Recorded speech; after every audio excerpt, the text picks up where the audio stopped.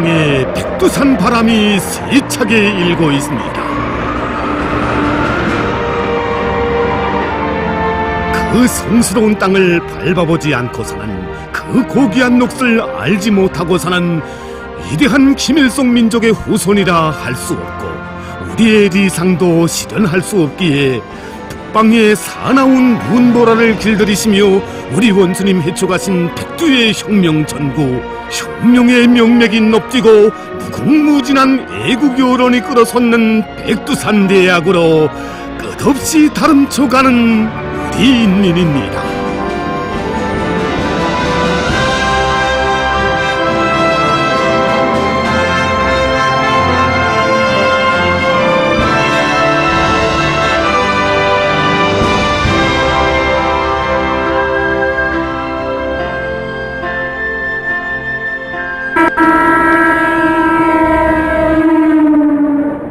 보천군 가산리에서 구시물동 혁명 전족지가 자리잡고 있는 서북 방향으로 22열이 깊은 산줄기를 꾀질러 달리던 우리의 귓전에 물줄기의 시원한 흐름소리가 경쾌하게 들려왔습니다.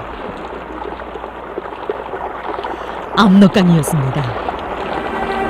저곡 해방의 소광을 안고 자국 땅 보천보로 진군하는 이 나라의 장한 아들, 딸들을 뜨겁게 맞이하던 그날의 열파가 오늘도 압록강의 줄기찬 흐름에 그대로 실려오는데, 우리 마음속에서 혁명시인 저기천의 시 백두산의 한 구절이 경랑을 일으키며 서풍켜 흘렀습니다. 물어보자 동포, 가슴 꽂이는 한숨으로 이강 건너 이방에 거친 땅에 거지의 서러운 첫걸음 옮기던 그날부터 몇몇해 지났느니 강우의 밤한 개, 저준한 개 떠든다. 이강놈은 백성의 한숨이나 아닌가. 물줄기는 솟아서 부서지고 또 부서지고 이강놈은 백성의 눈물이나 아닌가. 오, 압록강, 압록강. 허나 오늘 밤엔 그대 날뛰라 경랑을 일으켜 쾅쾅 강산을 울리라. 이 나라의 빨치산들이 해방존의 불길을 뿌리려 그대를 넘어왔다. 애국의 신장을 태워 앞길 밝히며 의지를 갈아 창검으로 높이 들고 이 나라의 열사들이 조국 땅에 넘어섰다.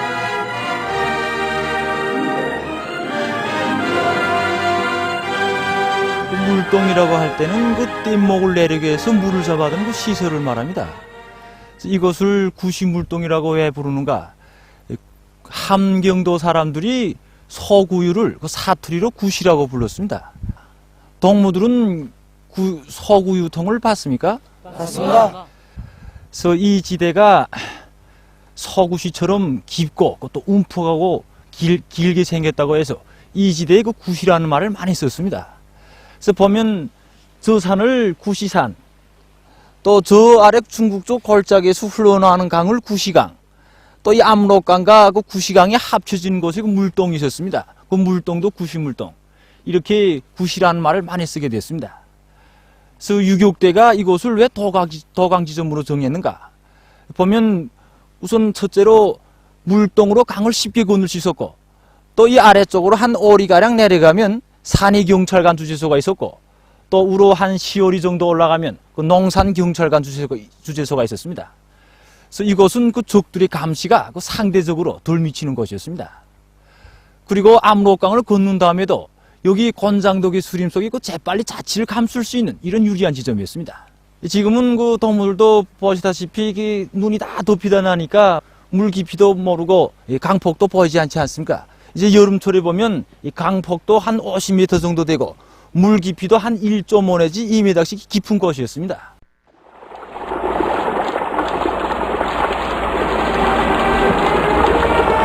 우리는 강사의 안내를 받으며 위대한 수령님께서 이끄신 조선인민 혁명군 주력부대가 압록강을 더화한 구시물동 혁명 전적지로 걸음을 이어갔습니다. 여기서 우리는 김일성 종합대학을 졸업하고 구시물동 혁명 전적지 강사로 탄원했던 예수령과 백도의 벚나무의 원형인 리영옥 덕물을 만나게 됐습니다. 이곳으로 탄원할 당시까지는 20대의 단발머리 처녀였던 그가 이제는 자식을 거느린 40대의 어머니로 오늘은 버천보 혁명박물관 관장으로 사업하고 있습니다.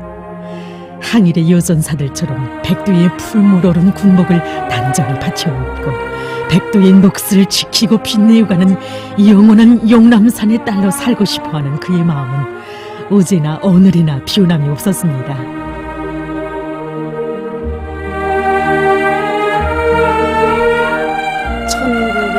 1936년 8월에 일제가 더민회담을 불려놓지 않았습니까?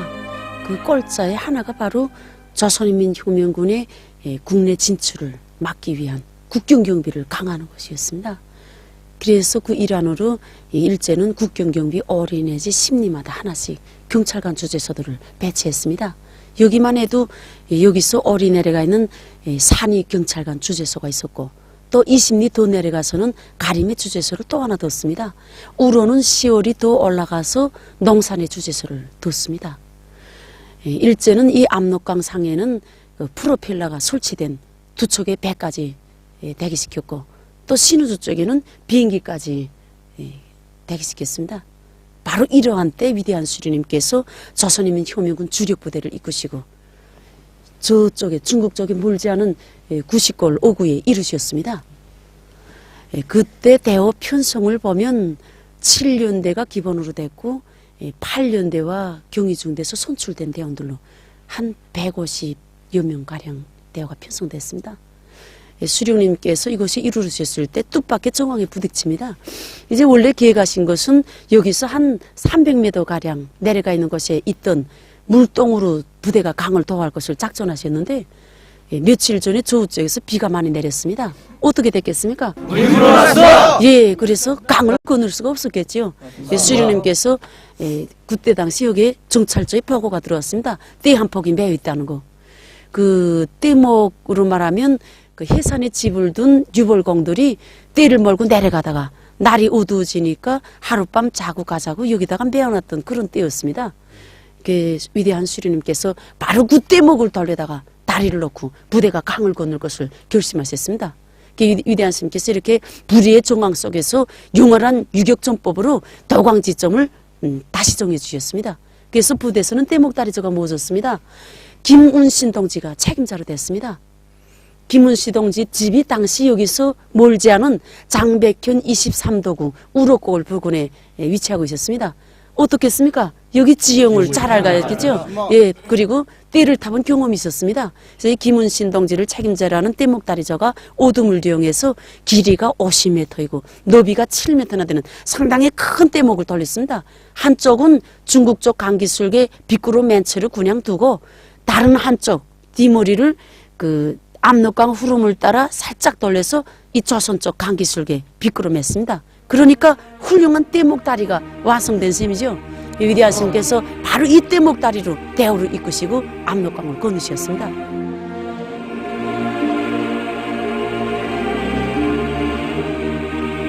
유격대원들이 밟고 건너던 뗏목의 일부가 보존되어 있는 사정물 앞에서 답사대원들은 오랫동안 자리를 뜨지 못했습니다.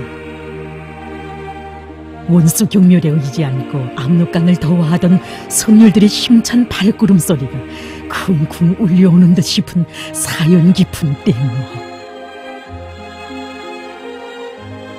수십 년 세월의 풍화에 이제는 거목해 빛깔이 죽고 생명의 즙마저 메말라버린 통나무 묶음이었지만 결코 뗏목으로만 발 수 없었습니다.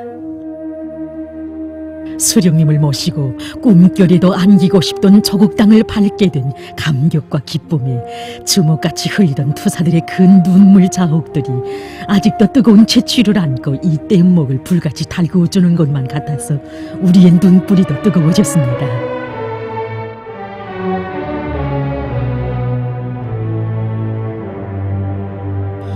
압록강을 건너서 투사들이 올랐다는 건장독의 길이는 80여리에 해발고가 1050m나 된다고 합니다.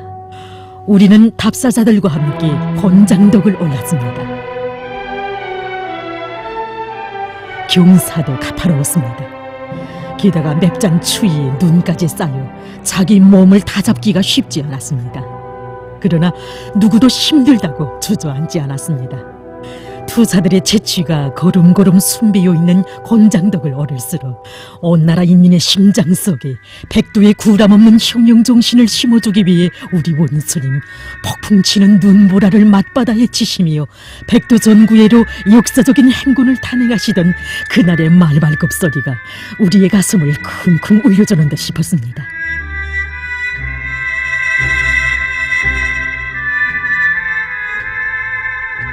이렇게 눈 덮인 권장덕을 오르기는 오늘이 처음입니다. 산세가 험하고 오르기도 헐지 않습니다. 그럴수록 오늘이 이 강대한 사회주의 조국을 소중한 꿈으로 그려보시며 검산준정을 강리한 의지로 넘고 외쳤을 수령님의 심성을 경건히 세계 안에 깨야 된다고 하시던 경례하는 최고령도자 동지의 심승의 뜻이 다시금 되새겨집니다. 우리 당에서 집회순 한겨울의 답사 열풍을 통해서 저희들은 항일혁명 투사처럼 누구나 투사가 되고 애국자가 되고 혁명가가 되지 않고서는 우리 혁명의 영원한 승리와 영광인 백두의 행복길을 끝까지 가릴 수 없고 백두산대학을 최우등생으로 졸업할 수 없다는 것을 다시금 뼈에 새겨안게 됩니다. 대오에서 한 걸음도 떨어지지 말자면 때로는 허리가 끊어질 지경의 아픔도 이겨내며 가파로운 산길에 큰 보폭을 떼기도 해야 했습니다. 그럴수록 혈전말리 값비싼 피의 대가로 열어놓은 조국 진군의 길을 따라 이 권장덕을 올랐을 투사들의 모습이 눈앞에 더욱 어려오고 그러려니 항일 전장에 울려 퍼지던 혁명군의 노래가 우리의 걸음에 맥박을 더해주었습니다.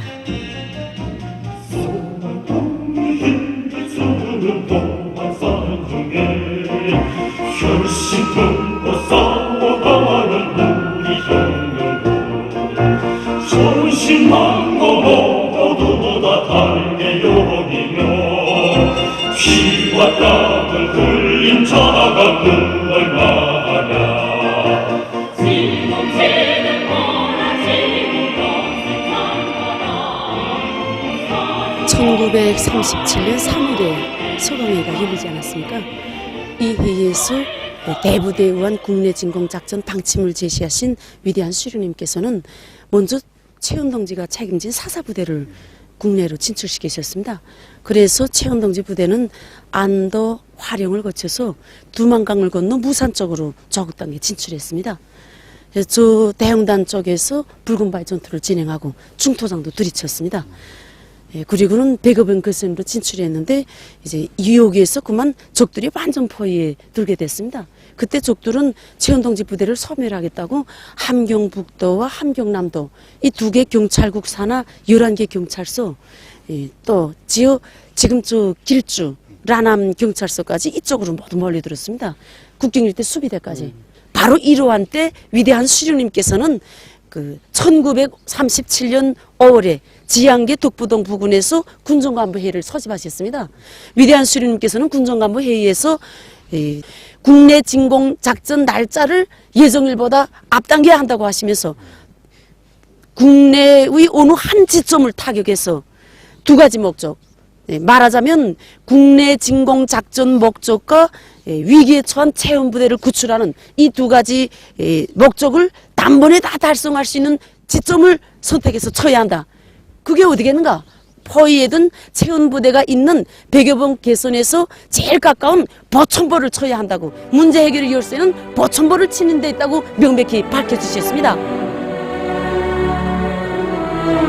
이야기를 듣느라니 수령님을 모시고 진행됐던 지양계 독부동 등판회의 광경이 우리의 눈앞에 펼쳐지는 듯 싶었습니다.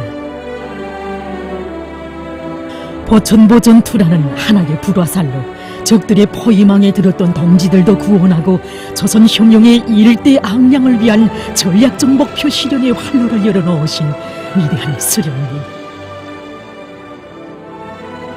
그날의 자치들을 더듬어 보느라니 적들과의 싸움에서 필승의 신심과 배짱이 넘쳐 주도권을 틀어쥐고 화를 벅으로 육경을 순경으로 전환시키는 것은 조선 혁명가들의 고유한 투쟁 기질이고 불비운의 투쟁 방식이라고 하시던 경야는 최고령 용도자 동지의 말씀이 크나큰 진폭으로 우리의 가슴을 울려주었습니다.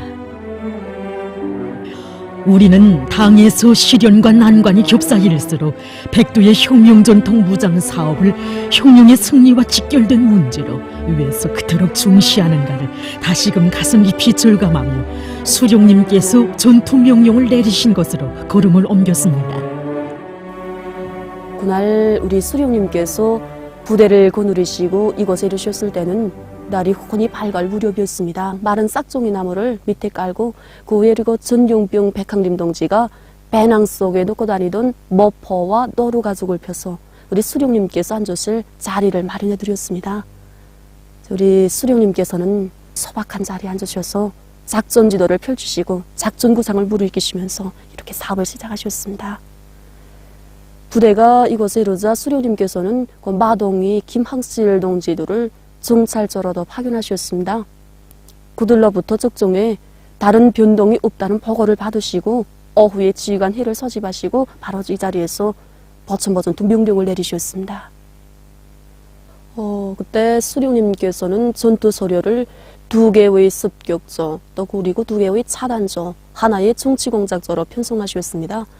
그때 제1습격조가 경찰관 주재소, 서방회관, 면사무소를 습격하고 제2습격조가 우편소, 산림보호구, 농사시험장을 습격하도록 하셨습니다.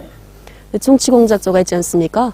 그 정치공작조는 시내의 여러 곳에 조국강복의 10대 강령, 포고문을 붙이면서 인민들 속에 들어가 정치사업을 힘있게 벌리는 것과 동시에 상점 같은 것도 지어서 물자를 도액해서 인민들에게 나눠주도록 하셨습니다. 그리고 제1차단조가 해산 쪽으로 통하는 전화선을 끊고 도로를 차단하며 제2차단조는 대진 무산 방면으로 통하는 전화선을 끊고 도로를 차단하도록 하셨습니다. 그리고 우리 보천보가 좌우측이 산으로 막혀있지 않습니까? 네. 그래서 이렇게 해산 쪽과 대진 무산 쪽만 이거 차단하면 우리 보천보의 쪽들은 그야말로 도가리든 쥐신세가 되고 맙니다. 이렇게 빈틈없는 전투 준비를 갖추고 전투 명령을 내리시자 부대는 속구대를 앞세우고 바로 여기를 떠났습니다.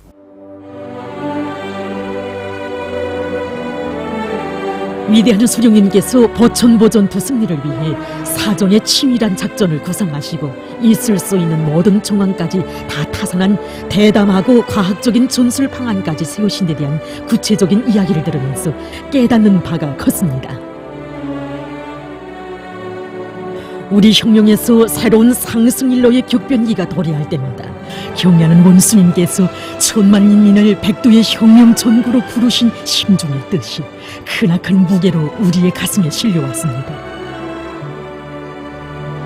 위대한 수령님의 탁월한 군사 사상과 전법, 그 속에 일관되어 있는 조국에 대한 열렬한 사랑과 혁명적 동지의 사상으로 튼튼히 무장할 때 누구나 신념과 의지의 강자가 되고 그 어떤 도전도 과감히 맞받아 나가는 구람없는 공격전의 투사가 될 수 있음을 백두의 행군길이 옥적의 진리로 새겨주고 있었습니다.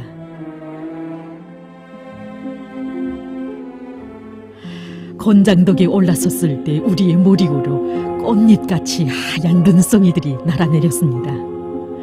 나라 찾는 싸움의 길에 모든 것을 다 바친 투사들의 넋에 들이는 경의의 꽃보라인가, 아니면 우리 원수님께서 앞장서 헤쳐가신 백두의 행군길에서 한 걸음도 떨어지지 말라고 속삭여주는 것인가.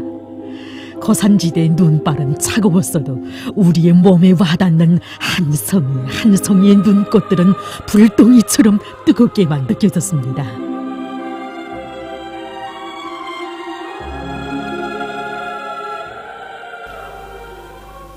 위대한 수령님께서는 부대가 이제 산마루에 이르자 지휘관들과 함께 적종 확인 장소에 나오셨습니다. 지금 저기 보이는 저곳입니다. 지금 산중턱에 보이지 않습니까? 그때 수령님께서는 저곳에서 여기 시가를 내려다보시면서 진출 로종과 습격 대상물의 위치에 대해서 하나하나 가르쳐 주셨습니다. 그때 그 자료들은 이미 항일혁명 투사들이 우리 수령님의 지시를 받고 정찰한 자료들이었습니다. 그해 5월에 손봉순 동지가 우리 수령님으로부터 가업을 받고 버천보 시가에 정찰했댔습니다. 시가에 내려와서 음식점에 가서 술을 마시고 그 비칠거리는 걸음으로 주재소 옆에 있는 자파상점에 들어갔습니다. 그때 그 비칠거리는 걸음으로 자파상점에 이제 들어가서 돈 5원을 꺼내면서 막고 담배 한 갑을 달라고 했습니다. 그때 당시 막고 담배 한 갑이 5전이었습니다. 그래서 5원을 줬으니까 그 수름으로는 응당 그 4원 95전을 줘야지 않습니까? 그런데 이 웅큼한 상점 여주인이 손봉순 동지가 술을 취해서 1원짜리와 5원짜리를 구분 못하는 줄 알고 이제 95전만 줬습니다. 그래서 1원을 줬냐 5원을 줬냐 하면서 그 손봉순 동지와 상점 그 여주인 사이에 신경이지를 벌이다가 주재소까지 갔습니다. 그 주재소에 가서 그 쌈지라는 신경지라는 그 동안에 손봉순 동지가 그 주재소에 기관총은 몇 종 있으며 보총은 몇 종인가 또 순사는 몇 놈인가 다 확인했습니다.